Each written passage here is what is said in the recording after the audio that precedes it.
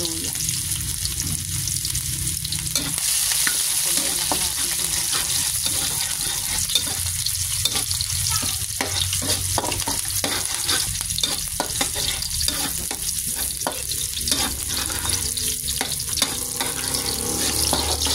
Sahog niyang hipon.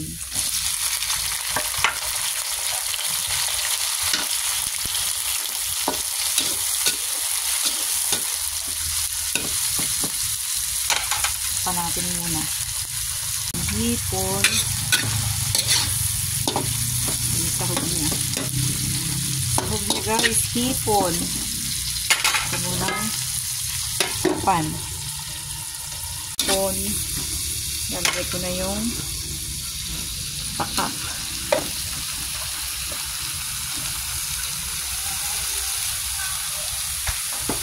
Pahaluin. Nakukuluan na.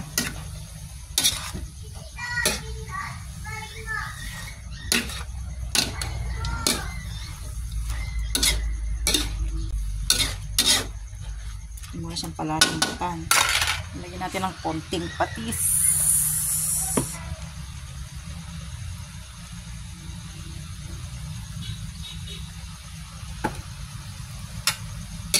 At lalabasin muna natin yung pinakasabaw niya bago natin lagay yung gata.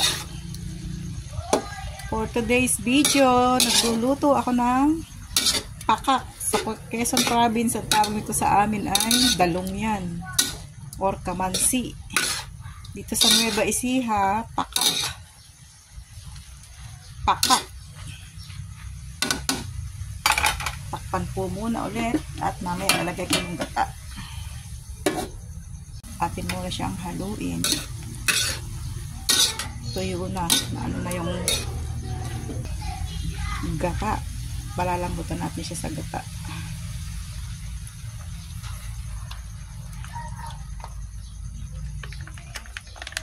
Tapos dadagdagan natin ng konting tubig.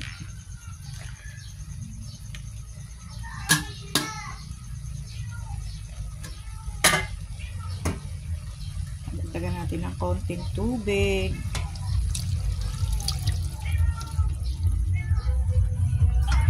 Tapos natin siya haluin.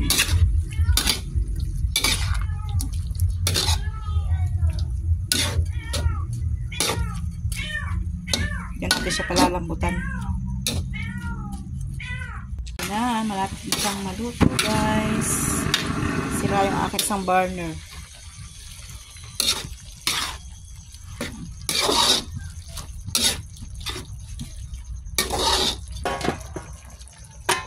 Ulit natin. Luto na. Tayo na pong kumain. Sarap nito. Kain na po. Tikman natin.